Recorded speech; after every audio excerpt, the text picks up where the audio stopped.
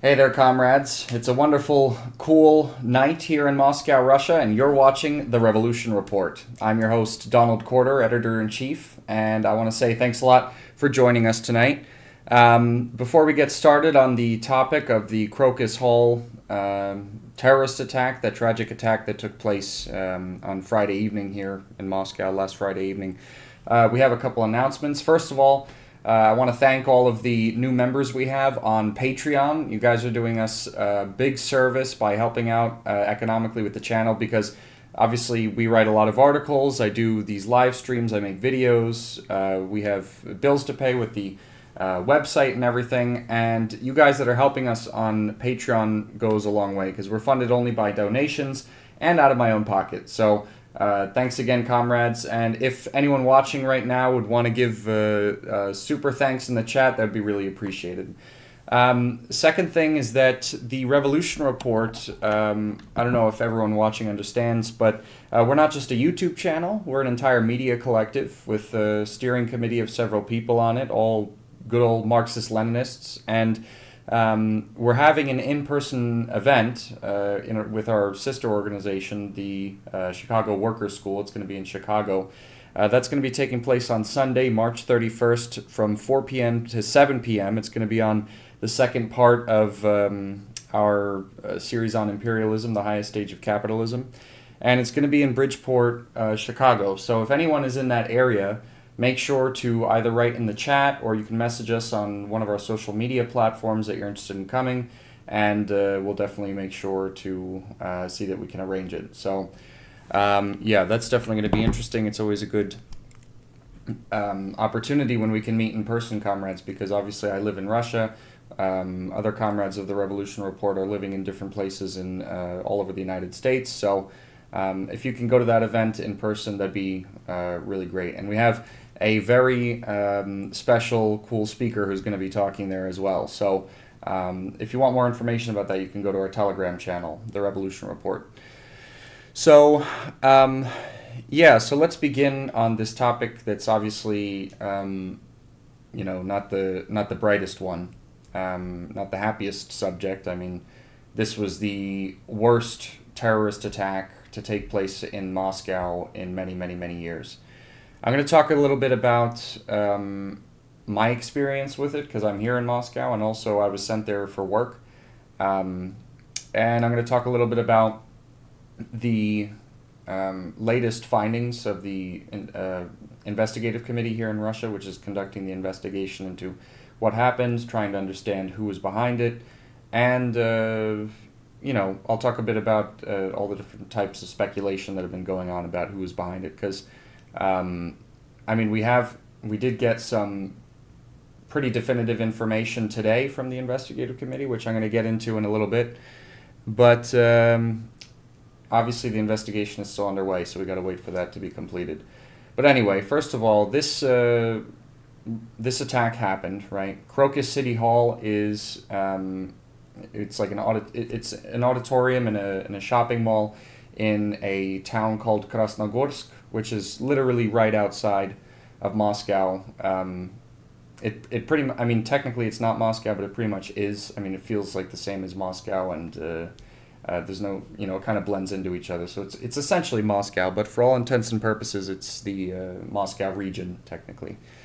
So I was, minding my own business Friday evening, and work calls me, and they're like, okay, you got to go urgently to this address. I don't know what's going on. I just got a backpack and put a power bank in it and went and got a taxi.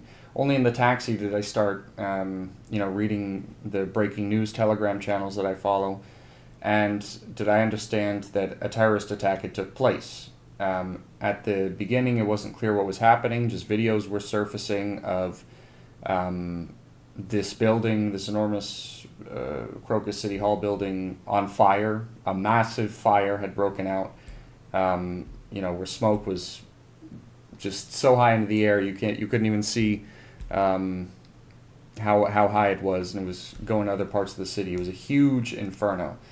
Then there were eyewitness reports and accounts popping up on these Telegram channels about these masked gunmen At the time, it was between 3 and 5 were being reported. And these people just basically came to this concert hall where a concert was supposed to take place. The concert was basically sold out, and this auditorium where this concert was set to take place, its maximum capacity was 6,000 people. So there were a lot of people in this auditorium when this took place. And these 3 to 5 people, I think it's been determined now that the total amount of assailants was 4. They came in with assault rifles and just open fired, had some explosives which obviously started the fire that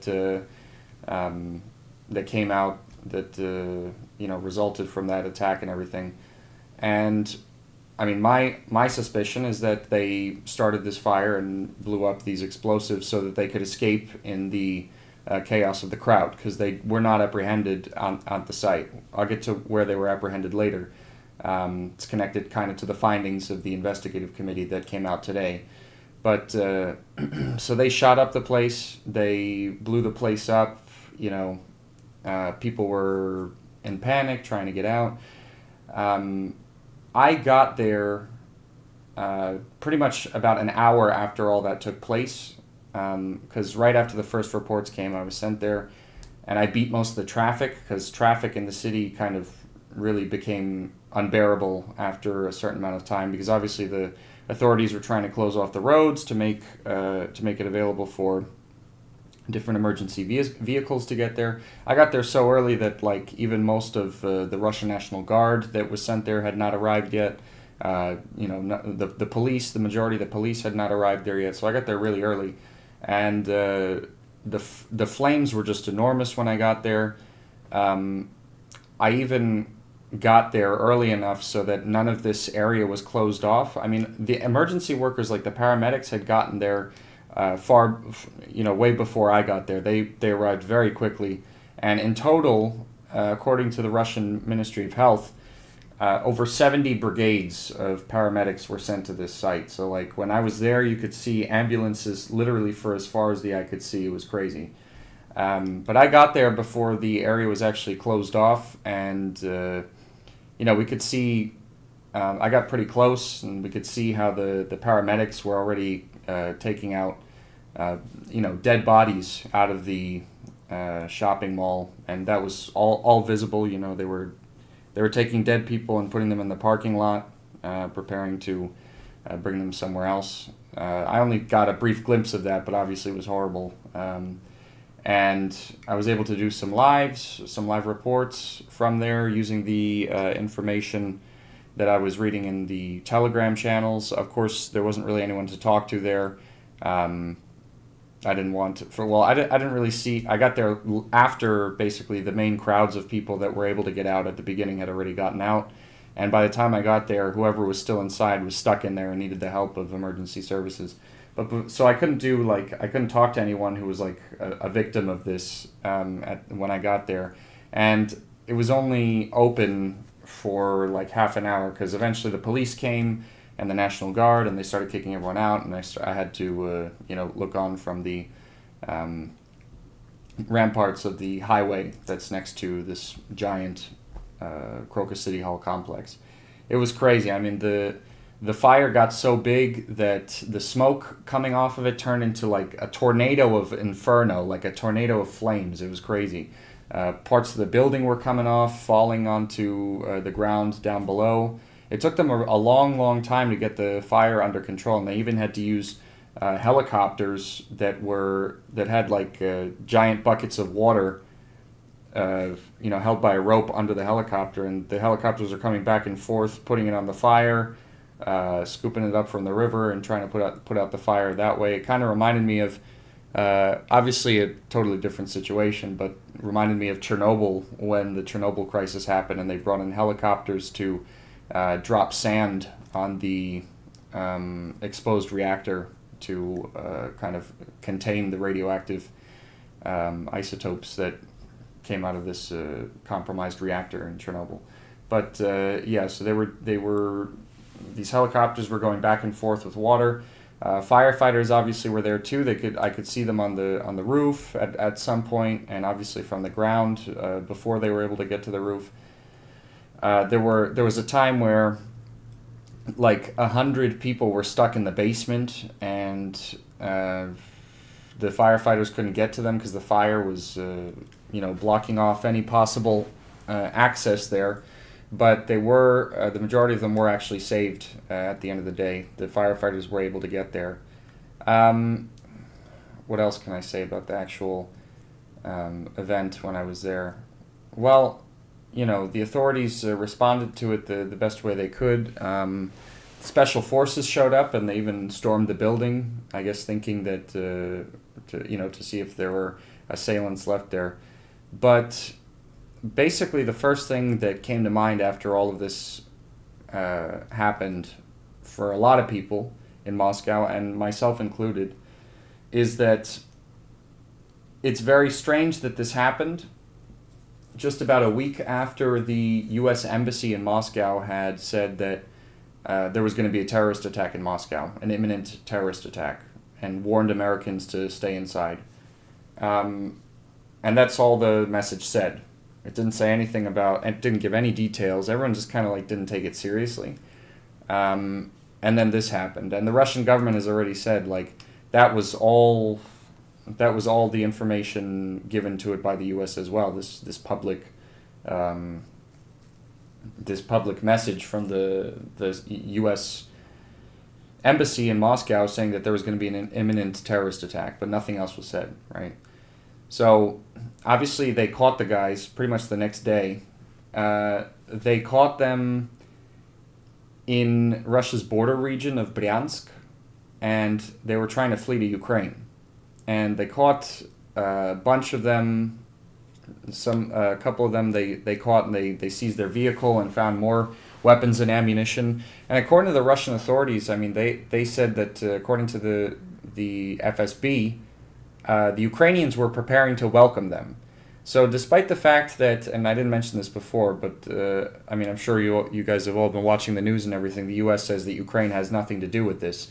Despite that fact, and despite the fact that they started saying that Ukraine had nothing to do with this attack, way before Russia even like accused Ukraine of being responsible for this attack in the first place, despite all that, there are a lot of indications that Ukraine did have something to do with this. First of all, being the fact that they had basically rolled out the red carpet for these guys. They almost made it out of the country. Bryansk is a border region next to Ukraine. But FSB and the National Guard were able to apprehend them before they got away. And they were able to, and the intelligence services here in Russia were able to see that the Ukrainians were were ready to welcome them as heroes. So how would they know about that in advance if they didn't have anything to do with it, right? But the story, the official story so far, what's been established, there's a difference between like the official story we know to be true, and well, the official story and basically the behind the scenes story that we're still trying to get to. The official story, right, is that these people who committed this attack were reached out to by people on Telegram. They offered them 500,000 rubles to commit this terrorist attack, this mass horrific terrorist attack. For those of you who don't know the conversion rate between rubles and dollars, that's like a little bit over $5,000. It's a little bit over $5,000 to commit mass murder. Okay, when I read that for the first time, I was reading like, the people captured said that they were paid $500,000, and I was saying, okay, probably dollars or euros or something, and I read rubles, I'm like, this is absolutely insane. They were paid a little bit over $5,000 each. Well, they weren't even actually paid. They were told that they would get half before they committed this horrific act, and then they would get half after. Obviously, they didn't get the other half because they're in pre-trial detention now. But they said that they were given this offer, and they accepted that offer over Telegram. And apparently, ISIS-K, which is the Islamic State's branch in Afghanistan, said that it took responsibility for this attack. And even that, even that idea that ISIS-K was the organization that put these people up to it, that were promising the money, even that is like under question. We don't know that for sure. But that's basically the generally accepted consensus right now. Even Russia, Russia's position is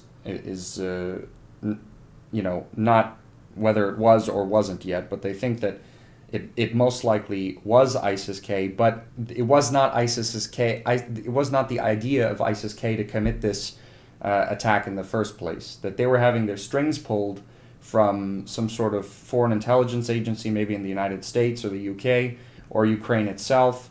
Somehow there's some sort of, obviously, Western scheme working behind the scenes, pulling the strings of ISIS-K. And it wouldn't be the first time, obviously, that the West has used ISIS or used them for purposes that benefit the West. I mean, this is like well-documented stuff. You could look it up on the internet, of the times that the West has been accused of aiding ISIS or working alongside ISIS. So it wouldn't be the first time, right? And it also ties into the fact that the U.S. warned of this terrorist attack, but didn't share any intelligence with Russia, it didn't share all of the intelligence it had with Russia, and Russia was like shocked about this. And this is part of why Russia's a bit upset about this in the first place. And also, what I said before about Ukraine rolling out the red carpet for these terrorists who were trying to escape in Bryansk. It's all very, very strange. And, I mean, it's possible, there's a lot of things that are possible behind, in terms of who was doing what in the West, who was pulling what strings in the West. But there's also a lot of indications that it could have been just on Ukraine's initiative. That's also a possibility. Or maybe they said something to their Western masters and didn't give them all the information. I don't know, but there's also a lot of evidence of ties between ISIS and Ukraine as well that a lot of people don't know about. Actually, there's plenty of pictures and videos on the internet, even in mainstream media, of Ukrainian soldiers wearing ISIS patches, and it ties into the fact that actually there's, and I did a report about this the other day. I was myself surprised when I found this information, that there have been many documented examples of people leaving the Middle East from ISIS and going to join the Ukrainian military to fight against Russia. This is actually, over the past several years, there's been a couple hundred, if I'm not mistaken, actual documented cases of these combatants going to join the Ukrainian military. So there's some sort of tie going on here that probably resembles the same kind of ties that ISIS has with Western governments, and it's super suspicious. And I think I personally think it would be really strange if ISIS-K just woke up one morning and decided to commit like the worst terrorist attack that Moscow has seen in many years. Why now? Like, it comes at a time actually where Ukraine's going through a pretty bad crisis because they're losing on the battlefield. Like, Russia is taking after it took Avdiivka, it started taking other key suburbs of that city around Avdiivka, and Russian forces are making advances in the Donetsk direction. At the same time, right, there's like political instability in Ukraine in terms of the leadership. The National Security and Defense Advisor of Ukraine, the former one now, what's his name? Danilov. I think his first name is Alexei, if I remember correctly. Alexei Danilov. They got rid of him. Apparently, I mean, there wasn't really an official reason, if I remember correctly, but I think it's because he made fun of some Chinese diplomat's name who came to Ukraine to try and help with the peace process. His last name Sounds a little bit like a really nasty word for penis in Russian and Ukrainian. So he did some interview and like made fun of this guy, and then he was let go of like several days later. I think that could possibly be what actually happened. Jawad, I want to thank you for the super chat. Really appreciate it. So yeah, they got rid of Danilov, probably because he made fun of that Chinese guy's name, and they put this other guy in power, and there's already talk in the Ukrainian government that the Ukrainian military is stagnant. You could read about that. That's some really recent news. So I mean, in terms of the way I see it, I mean, if we look at who has the motive, who has the capability, and who has the connection, right, to ISIS-K, which is now, by the way, the main enemy of the Taliban government. Whatever you think about the Taliban, right, they're against the U.S., and the U.S. hates the Taliban. And ISIS-K is now the Taliban's main enemy, right? An Islamist organization that has a track record of having common interests with the United States in the Middle East. I mean, it's really like it reminds me of the Syrian civil war when we were talking about like moderate rebels who ended up being ISIS. Who knows when ISIS-K and the Western rulebook is going to start to be moderate rebels in Afghanistan, right? So, I mean, the whole thing to me really looks like there's some sort of Ukrainian involvement. And I think that there is also some degree of Western involvement as well. Maybe at the very least, like just the fact that they knew something and decided to not tell Russia, which in my opinion is just as scandalous as if they like took part in the planning of it. Because terrorism is something that is supposed to, transcend diplomatic problems. Like in the past, even despite the problems of between Russia and the West, before the Russian military operation began, basically Russia and the West pretty much always collaborated in the sphere of intelligence against terrorism. Obviously, it looks like that is no longer valid. I mean, and I don't think really it. I guess I can't really say that that this ended with this Crocus City Hall terrorist attack anyway, because Ukraine's been carrying out terrorist attacks nonstop in Russian territories, and the U.S. obviously has not informed the Russian government about that, and I'm sure they know everything about these terrorist attacks that the Ukrainian government has been carrying out. So, but anyway. That's kind of like a short overview of what I saw when I was there. And sort of speculation on the immediate takeaways of the investigation and everything. But I do want to mention some other things that some new information that came out specifically today. And that's the first thing I think is most important to mention is that the investigative committee, the Russian investigative committee, today came out with a statement saying that they have definitively confirmed that there was Ukrainian involvement in this attack. So that's a pretty big thing. I mean, before today, this was all just speculation. But now the investigative committee is saying that this is indeed connected to Ukraine somehow. And they haven't obviously released evidence as to what makes them think that, but that's because the investigation is underway. And we're probably going to understand more of why they're saying that as the investigation continues to find details about what happened and get to the bottom of who exactly was behind this stuff. Another thing I wanted to mention is that the Kremlin recently, also today, said that it was it confirmed that it had absolutely no. It was unaware that the U.S. had hid details of this terror plot, basically. And it knows that U.S. intelligence services, Western intelligence services, have hid information from them now. Whereas it wasn't clear from the very beginning, obviously, because the Western media was reporting that, the West had told Russia.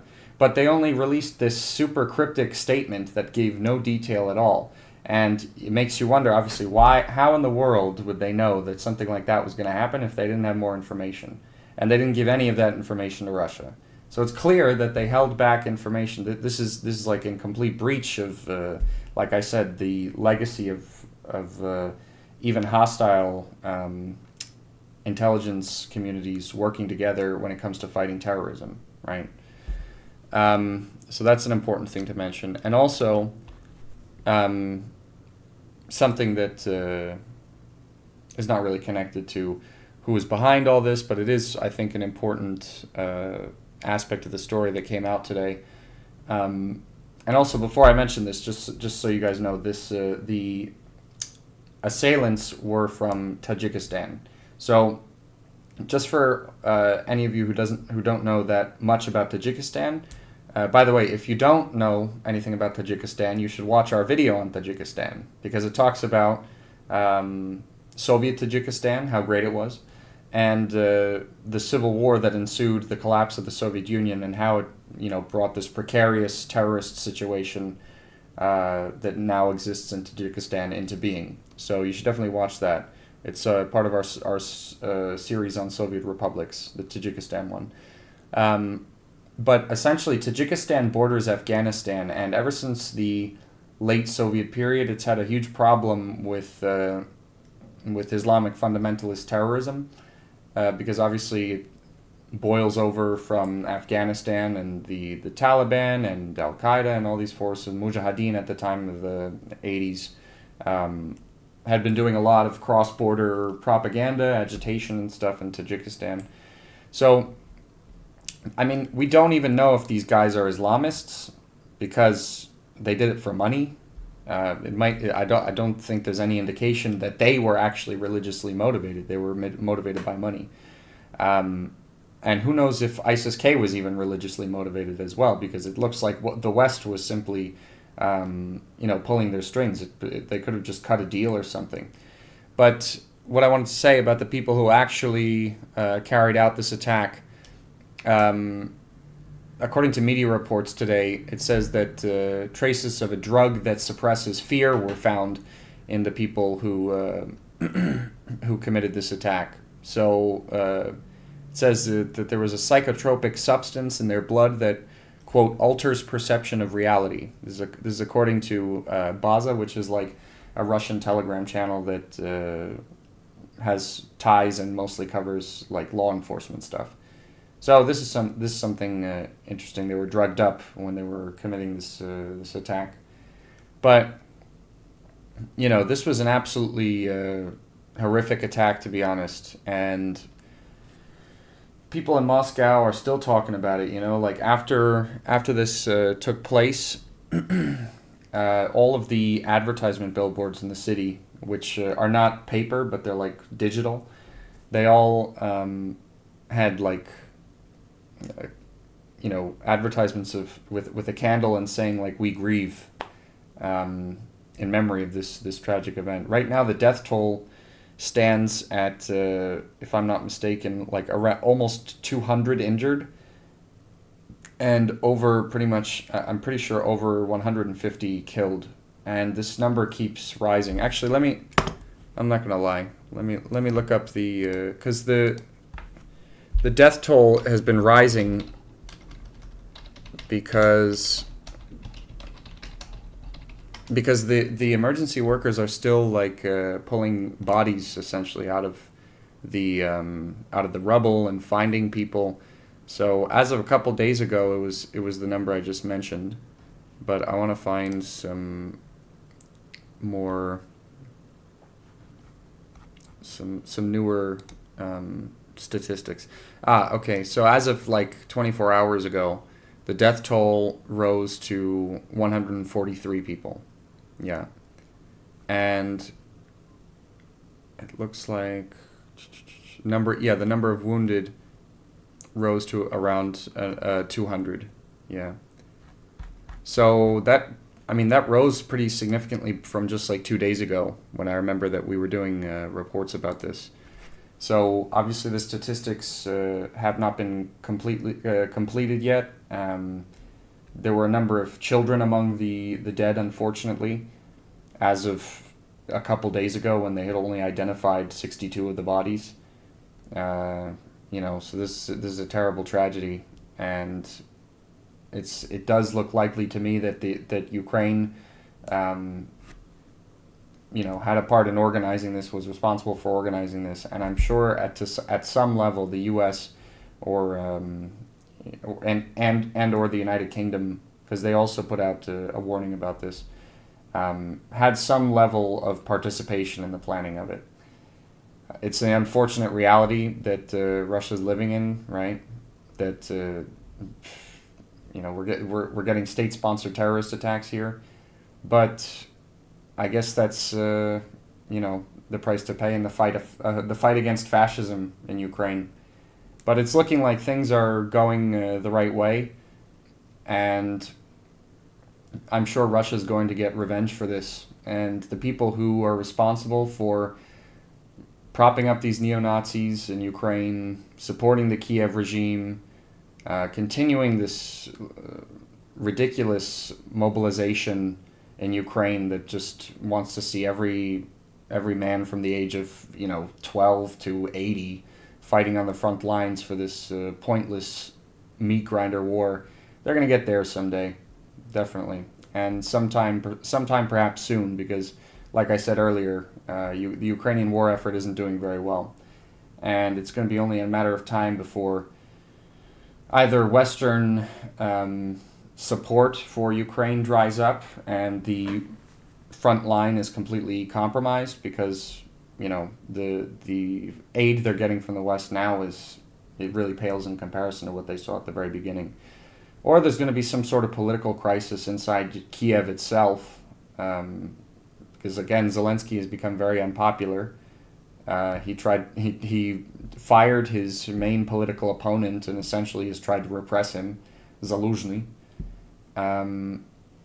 He's constantly actually changing pretty key posts during wartime, and you shouldn't really do that. That creates divisions. So the cracks are obviously growing in Ukraine, in the Ukrainian leadership, and it's only a matter of time until it bursts. So that's basically everything I wanted to go over in this live stream. But obviously the investigation isn't over. The investigative committee is still working hard, and the Kremlin is still waiting for the results of the investigation as well to take on its own position. And this is also something that we should understand as well, because all of a sudden, the West, something like this happens, the West is like, okay, they jump to a conclusion about it without any sort of information. Like, for example, rejecting that Ukraine has any involvement in this. How do they even know that before an investigation has been conducted? And the Russian government's position is always to not take a position until an investigation is conducted and there's actual evidence put forward. Like, the Russian government bases its decisions on actual factual findings much more than Western governments do. And that's something I noticed when I started working in journalism and started living in Russia as well.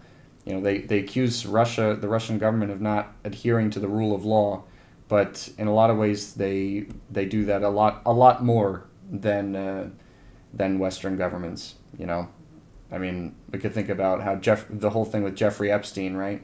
How they've been trying to cover that up. Meanwhile, it's obvious that he didn't commit suicide in prison. It's ridiculous, whatever. But nobody wants to talk about that. Anyway, that's a topic for a different live stream. But anyway, comrades, I appreciate you all being here, and hope you liked the live stream. Hope you enjoyed hearing about my personal experiences at Crocus City Hall, and the most recent information about it. You should really continue to follow this on the internet. If you speak Russian, then you should follow the Telegram channel called Раньше всех, ну почти. It will give you updates as they happen. It's the quickest breaking news Telegram channel I follow. And if you only speak a little bit of Russian, but you understood what I said, still go on to that and translate the news into Yandex Translate or something. It'll be really helpful. So anyway, comrades, thanks a lot again for being a part of the live stream. I appreciate the donation that Jawad Kazmi gave in the chat. And if you guys want to Again, go that extra mile for supporting the Revolution Report. Don't forget to become a patron on Patreon. We've got 3 tiers: rank and file revolutionaries for $5 a month, commissars for $15 a month, and general secretaries for $30 a month. All of those tiers allow you to have an informal Zoom call with me and the rest of the steering committee once a month to just, shoot the shit, essentially. Talk about politics, and we'll give you some updates on what the organization's doing and everything. And if you become a general secretary, I will send you a bust of Lenin for your very own home. So that's that, comrades. Thanks a lot for watching. Thanks in advance for supporting the channel, both monetarily and not. We'll see you on the next live stream, which will be in about a week's time. I'm not sure if it's going to be on Thursday again, but Thursday seems to be the most convenient day so far for me. And workers of the world unite.